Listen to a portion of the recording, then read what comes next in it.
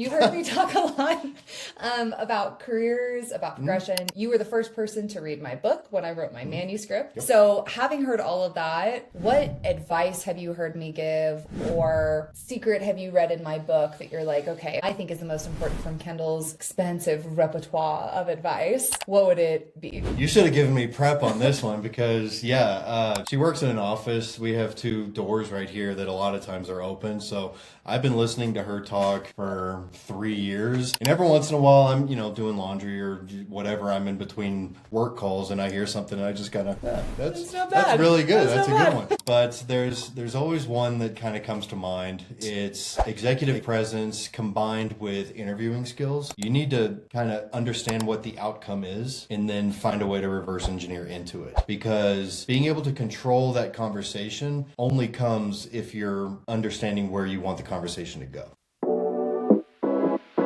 Corporate life is a game, but no one hands you the rule book. Here on Secrets of the Career Game, we break down the unspoken norms and behind-the-scenes dynamics shaping your career today. I'm Kendall Berg, that career coach, and I guide professionals to grow, advance, and lead with clarity. Each week, we explore the tools, habits, and conversations that build confidence, presence, and long-term momentum. Welcome back. Today, we have an extra special guest. We are interviewing Mr. That Career Coach, and he's good to be with us. Dr. Career Coach. He's not a doctor. But yeah, we do this about once a year. My husband David and I will do an episode together in person, help give you guys a little bit of an insight into our dynamic, how we operate, but also share some great career advice and some tips and tricks on how you can best progress. So he has had zero prep and has no idea what we're talking about today, and we will see how this goes. So as always, I'm Kendall. I'm that career coach. This is my husband, David. He is a sales executive for a company, and so we're going to be interviewing him today to talk about a myriad of things career related. First off, we're going to talk about a little story time. Okay. We met at work. Yeah. So, Cardinal rule just broken immedially. So I think it's fair to say that dating at work has its own risks that come with it, right? Now, neither of us were managing one another. There wasn't any power imbalance. He did train me when I first started, but peer-to-peer training. So just to disclose that quickly, but we definitely worked together and kind of started dating in secret. Mm-hmm. And he did not want anybody to know, rightfully so. No, and it was completely unexpected. We first met, we were both dating other people. That didn't work out, obviously. And we were kind of butting heads. We were kind of 1 and 2 in the store that we were working at as far as sales metrics and competition. And it just worked out. It was great. Yeah, we were assigned desks next to each other. I think I formally complained to the store manager and said I didn't want to be next to him. I was a little mean. And he had a lot of clients, female clients, who used to make up very creative excuses to come meet with him. And as we started dating, it became funnier and funnier because we're sitting there and I'm right next to him and these girls were flirting with him and I'm just doing my job. And we didn't tell anybody for like 6 months. Yeah, it was a while. Almost 6 months. It was. I don't know if it was that long. It was a bit. It was a while. Okay. And then one day we just walked into a team meeting holding hands. That's kind of how we announced it. It was just kind of, all right, here we are. And of course, everyone was saying, I knew it, but they didn't. They did not know. Had no clue. They had been trying to convince me for months that he was dating this other girl that we worked with. And everybody had been telling me, oh, they're dating. And meanwhile, I'm like, okay. Yeah. Bet they are. No. And then, yes, we probably could have done that better. We did just walk into the meeting literally holding hands. And then we were like, surprise. That's us. So we did start dating at work. And so not that I particularly recommend it. Like I said, there are risks. If it hadn't worked out, then we have to see each other all the time. In fact, we did break up for a few weeks in the middle there, and it was very awkward to have to see each other at work every single day and know. Right. He's like, I forgot. I've had a beer or two since then, so it's just kind of, I don't know. And it is awkward. So don't necessarily recommend that. But if it works out, it's great. It was great. And people ask us all the time now, we both work from home. They're like, isn't that a lot? And I'm like, no, because it's always been like this. We worked together and we're dating. Yeah. Then we both worked from home and we're married. And so we've always just kind of spent all of our time together, I guess.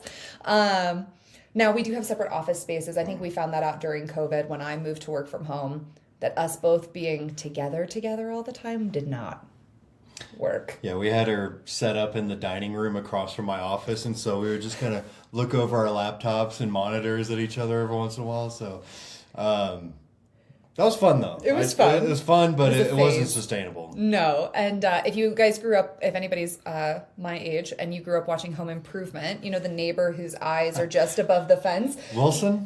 Yeah. And Is it Wilson? I don't know. But I think that was Dave and I just peering at each other over the top of our laptops while we were making funny faces at things our coworkers were saying. So, so just wanted to give a little bit of that backstory because I don't think we've ever shared that on the podcast or in any of my content that we did in fact meet at work. So that career coach, unsurprisingly obsessed with work, found her spouse in the same place. So at the time I was in sales. Obviously, David mentioned we worked in a store together. We were both in sales, both customer facing, in competition for kind of best in our respective spaces with one other individual, Marcus, who was a good friend of ours for a very long time. Sup, Marcus. And then ended up getting married. But obviously my career ended up taking a different path. I went into corporate strategy and analytics, and then later into IT, and he has stayed in sales, but obviously moved up the ranks. So I thought we'd ask some fun questions about what that career journey was like for you today. Sure. So what is the scariest career move that you have ever made?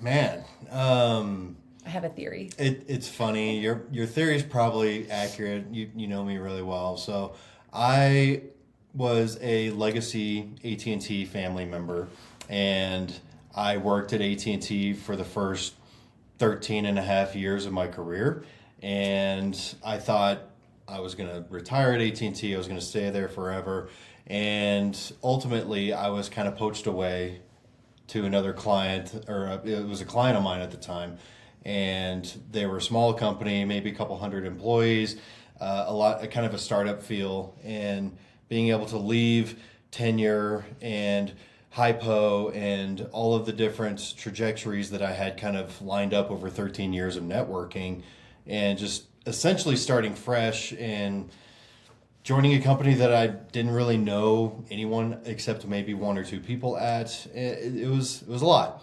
And it happened during 2020, so there was a lot of things up in the air at that time as far as work from home and COVID, of course, a lot of those things. So it took a lot of reflection, a lot of prayer, a lot of conversations, but ultimately did it, and I was betting on myself, and it worked out great.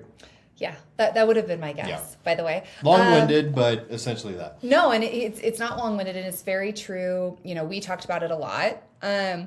At the same time, for context for people who are listening, again, little peek inside our lives, we sold all of our belongings about a month and a half before this happened. We sold all of our belongings and we packed everything that we had left into a U-Haul truck, and we drove cross country from Texas, where we used to live, to Colorado, where we live now. Yep. And bought a house and moved in with nothing. My kids slept literally on the carpet, on the floors the first night we were there, because we had no furniture, we had no nothing. We had stuff lined up to be delivered, but nothing was there yet. And so he was changing states, which he had never done before. He'd lived in Texas his whole life. He was leaving a company he'd been at for 13 years. We were leaving a lot of his friends and connections and network. It was a very, very scary time for him. And unfortunately for him, he married somebody who's like, let's sell everything and open a safari in Africa and see what happens. Not me. I like my things. I like normalcy and simplicity. Yes, and he's very much a creature of habit. So what's so interesting about Dave and I's dynamic, he is much less risk averse than I am. Like, I am very risk averse when it comes to finances, when it comes to, investments, when it comes to basically money. I'm very, very risk adverse. And he is much more like, loves to be on the cutting edge with sales. Sure. See how much money he can make, put himself out there. And then in our personal lives, we're very the opposite. I'm very like, why don't we just like spontaneously go to Arizona for the weekend? And why don't we drop everything we're supposed to be doing and be irresponsible? And he is very like, we need to live here. We need to do this. We need to follow these rules. And it's a good dynamic. He keeps me grounded, and I make him a little more free spirited, and it's a good balance. Yeah, and in my work life, I can afford to lose things, but in personal, I want to make sure that I have it as protected as possible. Yeah, he's a good one. So I talk about a lot on this podcast that I believe we are all in sales. At some point, your job becomes selling yourself, right? You are your widget that CEO Kendall is selling to the company. Absolutely. And you are in actual sales. Kind of. I'm in an ambiguous role right now where I'm sort of a liaison between sales and ops and leaderships and clients and all these different things. And so I just kind of jamoke my way into a solution that fits everyone the best. But you've been in sales for a long time. You still act in a sales capacity in your current role. Yep. What advice would you have for somebody listening who's struggling to sell themselves? How would you, and you talked about, you were a hypo at AT&T. You moved and bet on yourself with a smaller company. Now you're in a more executive leadership position. Most people feel awkward when they try to network. They don't know what to say, what to ask, or even who they should be meeting with in the first place. That's why you should grab my networking guide. It includes not only how to identify the most influential people across your organization, but also what to talk about to make the time valuable. What is some of the ways that people can sell themselves effectively in their careers? You sell yourself the most effectively when you understand what you're trying to sell. And so you have to know yourself. You have to know what it is that you want out of your career. You have to know the different people and get to know them, actually care about what they have to say, not just kind of network for the sake of networking. And so being able to understand who you are, understand who you're talking to, and just essentially put yourself in that mindset, it makes the conversations easy. You want to learn, you want to know what things are happening, you want to know the cutting edge of technology and sales. And if you're telling the truth, things are easy. And if your truth is, hey, I want to be the best, I want to understand where I'm going, all of it just kind of falls into place. Yeah, you're touching on something that I think is really important, which is the authenticity aspect. I think sales gets a bad rap, and people often use the used car salesman example, right? Of like, take this clunker, it'll be fine. And if you sell used cars, I'm sure you're really great and upstanding, and that wasn't about you. But I do think that if you're approaching the sales of your position authentically, here's what I want, here's where I want to go, here's what's valuable to me, teach me these things that I'm genuinely interested in that you're good at. I do think it makes networking more natural. Yep. And I also think it propels you forward as somebody who has built really great connections in their company. I don't think any of that was done with artifice or fake. No, and people's BS meter are really in tuned, and so you can tell. You really can tell. And so I've probably had some difficult conversations with my leadership that I'm too transparent or I'm too authentic. And so it's always served me well. People call me and they know that I'm going to not beat around the bush. I'm going to tell them, hey, this is the reality of the situation, but there's different ways that you can look at it because there's a difference between perception and reality in a lot of times. Yeah, no, that's awesome. So you've heard me talk probably way more. Well, you've heard me talk. Full sentence. No, you heard me talk a lot about careers, about progression. You were the first person to read my book when I wrote my manuscript. Yep. So having heard all of that, what advice have you heard me give or secret have you read in my book that you're like, okay, if I was talking to one of the people listening and I wanted to tell them one thing that I think is the most important from Kendall's expansive repertoire of advice, what would it be? Oh my gosh. You should have given me prep on this one because, she works in an office. We have two doors right here that a lot of times are open. So I've been listening to her talk for 3 years. And every once in a while, I'm, doing laundry or whatever. I'm in between work calls and I hear something and I just kind of, that's really good. That's a good one. But there's always one that kind of comes to mind. It's executive presence combined with interviewing skills. And so what you're able to tell your clients, or what I've heard you tell your clients, is that you need to kind of understand what the outcome is and then find a way to reverse engineer into it. Because being able to control that conversation only comes if you're understanding where you want the conversation to go. Yeah. And so that's one that just came to mind. It's not, maybe the best, but it's probably the most forefront of my mind right now. But as far as her book goes, the 9 box is something that I never really knew. It's, if you haven't read the book, it's essentially corporate leadership has a 9 box setup where they place you based on your capabilities, your skill set, your whether you need to be kind of micromanaged or whether you are on fast track to leadership. And so understanding that that's the prism you're being graded on against your peers is kind of a good little secret that most people don't know. Yeah, no, so you heard it from him. I talk a lot, and I give a lot of advice, and every once in a while it's good advice. You heard it from him, and he didn't have to say that. Oh, she's great. She's great. But I agree with you. I think a lot of what I spend my time with executive presence and like presentation and interviewing is how do you lead people to the conclusion you want them to have, Sure, versus telling them what you think the right answer is.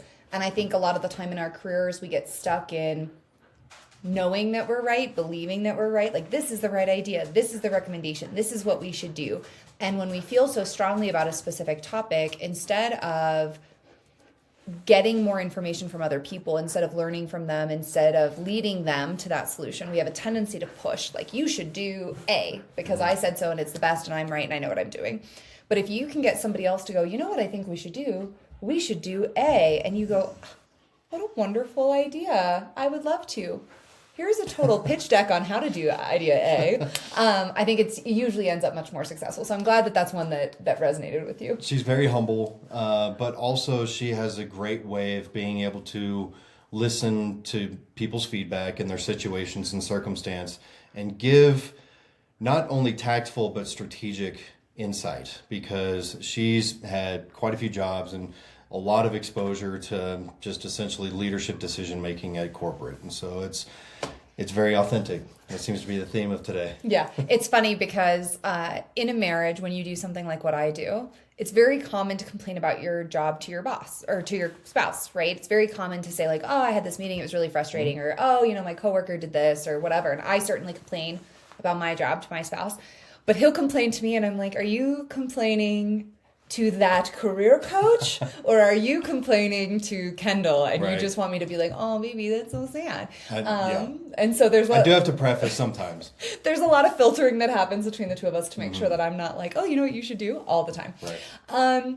So what is the coolest thing we have gotten to do for that career coach since we found it? Because we've been in business almost 5 years now, which is crazy. Gosh. I know. You said 3 earlier, and I was like, it's been like 5. It's nuts how fast time goes. So what is the coolest thing we have done that was part of TCC? I really enjoyed working on the book with you. She said I read the manuscript and I contributed very, very teeny, itsy bitsy. But my mom, when I grew up, she would absolutely obliterate anything that I gave her with red marker, just to, keep me humble.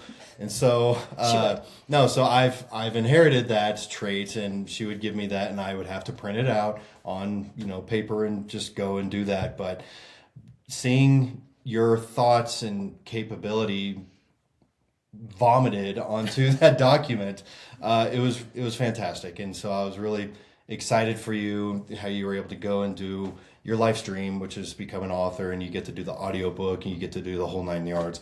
But being able to help you out in that regard was awesome. Yeah, it's funny because we're both very old school when it comes to that kind of thing of like, I like something physical and paper to read and to work on. I still read physical books that are all over my office and have a physical notepad, though I've moved to the Remarkable, which is kind of a hybrid. But yes, there was a lot of back and forth. And for those of you guys who were following along during the time when I wrote my book, before AI existed, just to be on record, I would put my kids in childcare on Sundays. He would golf and I would write. And then at the end, I would like debrief, like, here's what I wrote. Does this make sense? Is this, flowing well? Would you find this interesting? Because I did try to make it more of a textbook. It's less fluff. It's less, here's the theoretical. It's very like, hey, here's what you go do in order to progress your career. Here's what you do to navigate a bad boss. Here's what you do to navigate a bad coworker. So it was very fun working on that with you. And it's funny because I thought you would say the TED Talk. TED Talk was awesome. But no, I think the TED Talk was more of a dream you had since Sunday. But the book is something, ever since the day I met you, you said you were such an avid reader. You wrote several kind of short stories just on the side. You'll never see those, by the way. Cadence Chronicles. You'll never see. Shout out, Marcus. You'll never see those, though. And so, no, just being able to see you do that and help in a very small way, it was great. That's awesome. Well, it's been super fun for sure. So if you think back on your career and the ups and downs, Okay. what's one piece of career advice you would give listeners? Not necessarily something that you've heard me say or that you've been part of, but something that you're like, if I could go back and do it all again, here's what I would do differently, or here's what you should do going forward. Two things. Build relationships. That's number one. The relationships that you make in your current role could potentially last the rest of your life. I still golf with some people that I went to work with 15 years ago. I haven't seen them. But that one I think is kind of obvious. But the second one is learn how to storytell. Being able to articulate a story in a way that is able to be captivating, that has good facts, humor, all the different things. Being able to get your point across in that fashion is what connects you to people and what lends you credibility and what makes you likable, all those different things. And so being able to be captivating both from a personal perspective as well as a communicative. Yeah, I think that's very true. When we think of ways that people show up at work, right? And I've talked about this before of like presentation skills and storytelling is not something most people are born with. We think it is. We think like, oh, Joe was born with the ability to captivate everyone. Everyone thinks that they can. Yes. Everyone thinks they can. Don't be Joe in the break room. But you want to make sure that you're building this skill and you're developing this ability to bring people along on your thought journey and keep them engaged. And it's funny, I gave a presentation yesterday and somebody commented on it and they were like, you're so engaging. And I'm like, thank you. It took years to get to that point where it was engaging to listen to me, where I could bring you on a story, where my answer wasn't, dude, it's 7, can we all go home now, right? Yeah. Which is kind of how I started my career, a little blunt to the face. And everyone thinks it's easier for extroverts too, but introverts, if you truly do become interested or passionate about something, you can't get them to be quiet. Yes. And it's fun. I joke with Kendall too. I feel like sometimes I'm both.